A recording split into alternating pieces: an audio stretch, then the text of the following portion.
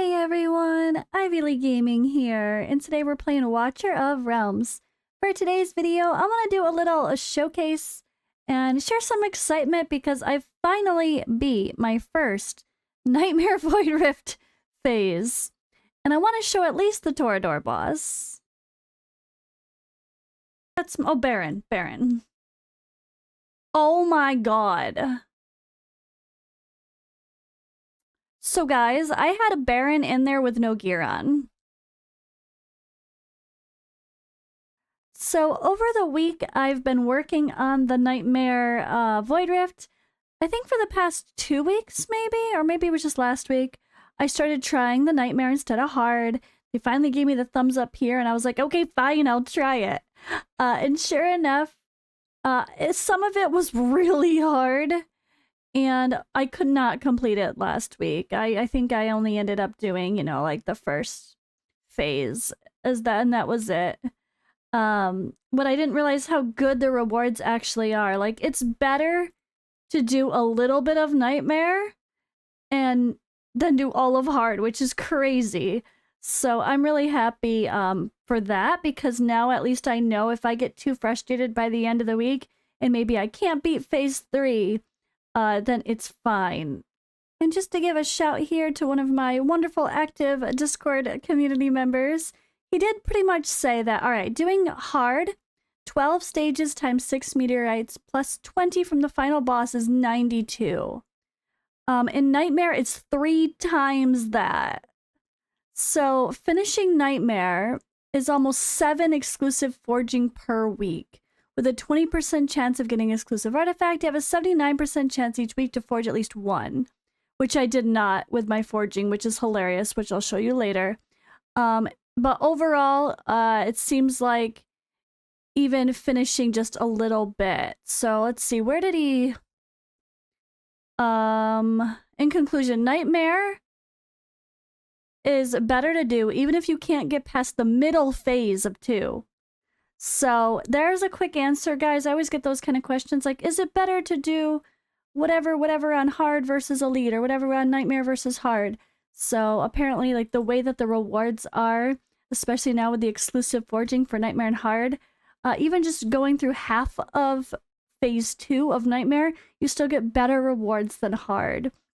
But yeah, I'm going to show you guys my run, and then I'm gonna voice over with me not showing on the screen, just play the run from I recorded on my phone because I was on my phone. We're gonna showcase the Torodor boss, and then at the end I'm gonna come back and show you guys the heroes I used in the battle to beat it.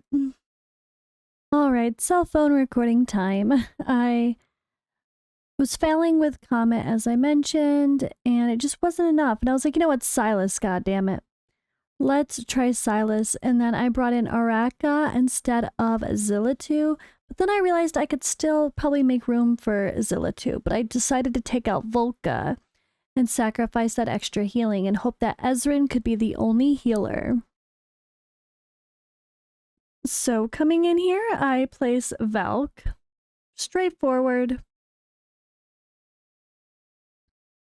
This is key. Valk is so good in this position. She could hold the whole thing as the only DPS.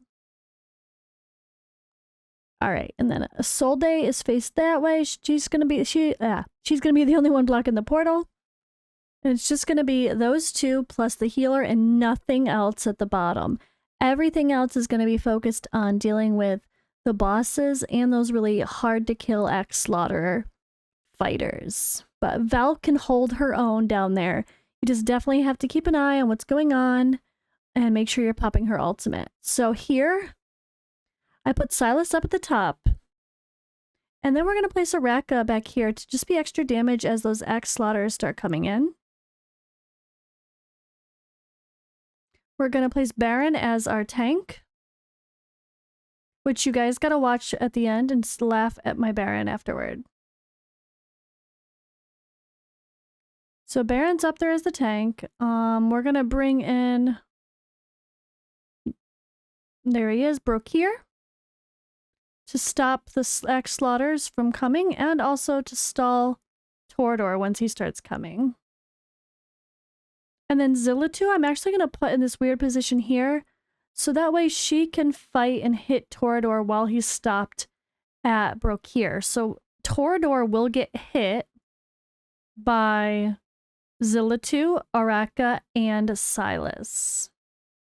But for now, we're just killing those axe slaughterers because, you know, they're terrible. And then you have to keep an eye at the bottom to make sure Valk is using her ult and that you are using a Soul Days ult as well every once in a while if things are getting crazy. But here we go. Torodor, the second Torodor is in range, really should start popping Silas. I popped him a little bit late. I forgot how long the range is. But now we're just blasting him. Just absolutely destroying him. This is the Silas show, honestly. It's crazy. I couldn't believe how much more damage he was putting out than just like my Comet. And my Comet's, like, Comet hits hard for me. He's awakened 3 and Silas just destroyed him. So Silas killed the boss and the boss is up and now he's invincible. At this point, I should have pulled up Zillitu. That was my mistake. I pull up Araka, but I forget to pull up Zillitu. And Zillitu can't attack him while he's invulnerable. So I really just took too long to be able to bring her back. But yeah, while she's just sitting there doing nothing, she could have been pulled up sooner rather than later and had her recharging time start. But luckily this boss is slow and the whole recharge thing takes forever. So while the boss is up there just kind of chilling, doing his whatever, build up, the other enemies at the bottom are going to start coming again, and so we have to keep an eye on Velcra and a Soul Day down there. Make sure they're not going to die. It's a little bit scary because I don't have any sort of backup. If they do die, my Brokir's not ready. Like if a Soul Day dies, my Brokir is not ready to come back and take her place. So that's something I have to be prepared for. But all right, Araka here. I decided to kind of be ready with her, but instead I realized this is even better. I think that a Soul Day is going to be good down there, so I'm risking it. I debated, as you can see, but yeah, I really thought a Soul Day was going to be okay. Valk down there is going to be okay, so I risked it and I pushed Brokir there, so that way the spot here is perfect. And Araka can definitely easily hit the boss, which I realize now her range would have extended. I could have put her in front with Baron. But it's actually a really good thing I didn't let Baron be the first guy to be stopping and put Brokir, because as you'll see later, my Baron has no gear on. Literally, it's quite funny.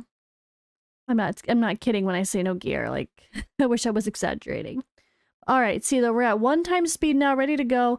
Down there, I was making sure we're cleaning up. Valk's about to get an ultimate, so we need to pop that. Boom, boom. And now the boss is going, and we can pop all of the damage and just go to town. And we can pop the shield for Baron to keep him alive longer. But it's like no effort. Silas just melted that boss with a little bit of support from Zillitu and Araka, but that was definitely the Silas show. But that was my very first clear ever of Nightmare Void Rift. The previous weeks when I tried, I only tried like once or twice, honestly, but I definitely kind of ran out of time and struggled with certain waves. I don't even remember where I got stuck last time. But yeah, the rewards are so good here. And I was scared that I was going to mess it up, so I just go out and I just double check. I'm like, okay, 28 out of 28, 100%, we're good. Time to claim. And look at all of that. 276 of the gleaming meteorites. Plus we actually got a shiny piece, which is cool. I've heard it used to be more, so people are disappointed on the drops from the ancient mythic gear. But now we're going to have to go back in to claim our first clear rewards as well. So there's the first clear rewards. Phase 2 and Phase 3 officially complete. Boom. And woo, I actually got an exclusive. I got Calypso's exclusive, which sounds really good for her. Especially once you get like an A5 Calypso, which I do not have yet, but someday I will. But all of this all the first clears are done now. Super exciting. And we can check our achievement. Fancy, fancy clear Void Rift Nightmare. I can officially have the medal. Yay.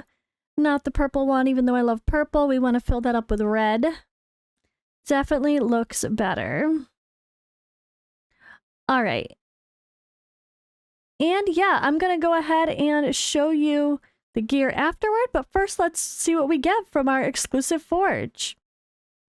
Tear of Twilight, not a bad normal one, I'll take it. And Astral Obelisk seems kind of meh after all. I don't know if you guys like it or not, it seems meh. Lunacy Visor is great, I want to get more dupes of that and actually fill, or max that one out. Amulet of Arteries is the Selene one, but it's not really an exclusive. Just from magic damage dealing fighters. That's kind of cool. It seems like it was an exclusive, but then they made it not an exclusive. It's super confusing. Goddess's Grace, boring. Where are the exclusive, the real exclusives? And Amulet of Arteries again. So we didn't quite get the exciting exclusives from all those pops. I should have got more. My luck was really bad, actually. But at least I got the one for Calypso. But all right, I'm going to let the next footage roll as I show off the heroes I used. All right, and Silas was the star of the show, of course. Go figure, not surprised. First I tried Comet, who I normally would use. And apparently my Comet does kind of suck, honestly. He's all right. Which is funny. Yes, he's in this, but it's just because I have good rolls of the other stuff. And he doesn't die, so it's not an issue. But for having more HP with another roll, I mean. But it didn't work. It wasn't enough damage. Between Comet and Zillatu, I was just not getting enough damage. That was my first strat, was Comet and Zillatu together at the top. And it just wasn't good enough. But what was good enough was Silas, bringing him in. So I do have Silas pretty decently geared. He is in the Ageless Wrath set. And this is my one crazy piece of gear on my account. This was a lower tier one that I ascended, actually. I got these gold rows not on an ancient piece, but it was a piece it was ancient, but it was, I don't know. Whatever it was. Yeah, I guess it was ancient, but it was the lower set. It was wisdom or whatever. Yeah, rolled it up. No regrets. So here quickly is my Silas. 383% crit damage is not crazy compared to real endgame Silas builds. 92% crit rate could be 100%. And yeah, 12,000 attack. And my Silas is fully skilled.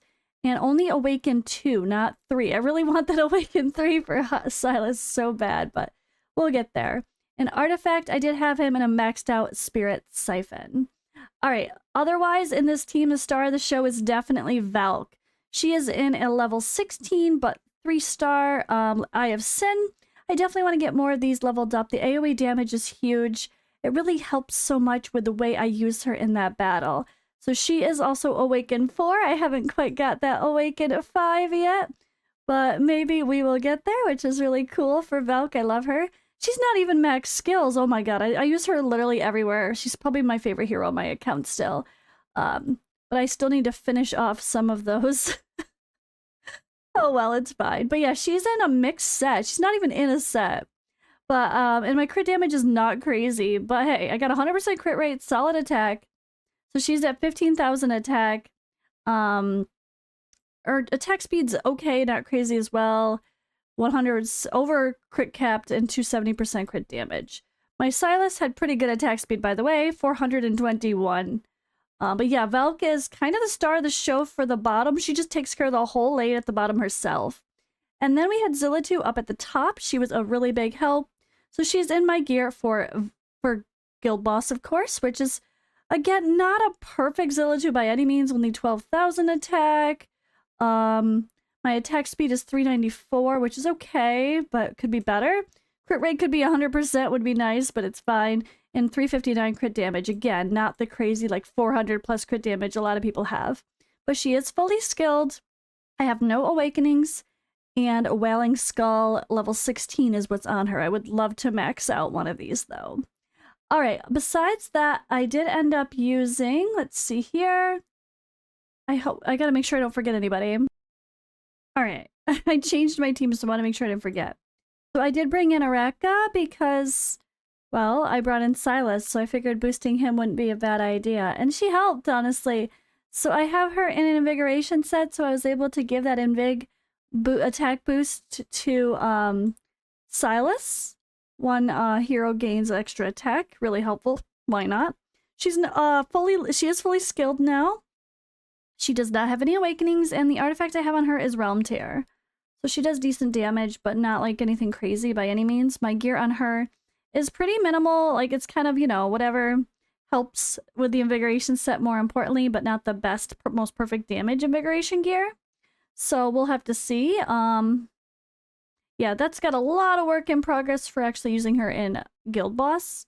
But again, I kind of just, you know, she's not in the battle very long, so it doesn't really matter as much. But min-maxing it sure would.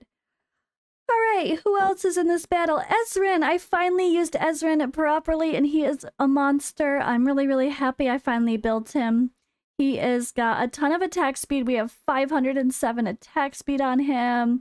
I did go with I went with attack speed, and healing effect here. And then just some, oh god, this is not even, wow, I swear I changed out this piece of gear for something better, but apparently it didn't take. But yeah, my Ezrin is terribly built compared to what would be a perfect attack-based healer. But he's fine, he did great. I do have one awakening on Ezrin, which was really helpful, of course. And yeah, he's not fully skilled, he's just in whatever I could do up until the shards. And then artifact, I just had the Elysian Epitaph on him. Nothing crazy, level 10. But he was huge, he was the only healer in the team. The only healer, guys. Not even Volca for the extra. Alright, and then Brokir was in there. He's got a level 13 out of 16 here. Bastion Ring, I really want to get more of those. He is Awaken 1, so he helps with the extra freeze. And his gear is just a simple tank build. Defense, HP. Nothing crazy with my rolls on these ones either. So there's his stats, 94,000 HP. And 9,600 defense. And, oh yeah, skills. Again, not fully skilled yet. Another one. Working on him, but of course I couldn't get his ultimate. That's another day. Alright, and then we have our epics. Who did I use? Who else did we use? Isolde? She's in there, of course, fully skilled, fully awakened, and just in one Bastion Ring artifact to help prevent extra enemies from going through. She's in a damage mitigation set as well with HP. No crazy rolls here, really. Just a simple, basic build on her. Nothing crazy. Only 89,000 HP. Could be a lot higher. And defense is only 5,700, so I really didn't go crazy on her. I don't have that great builds for my tanks. But yeah, that's it, right? Oh my goodness, that's it. That's, oh, Baron. Oh my god. So guys, I had a Baron in there with no gear on. I have not touched this since I did that run. My Baron had literally no gear on, and he still held his spot without dying up at the top. That's how good Baron is, guys. If you ever question the power of unyielding, look at my Baron builds. So when I used Araka in farming for, or completing and farming for Gear Raid 3, I stole one of my Defender builds.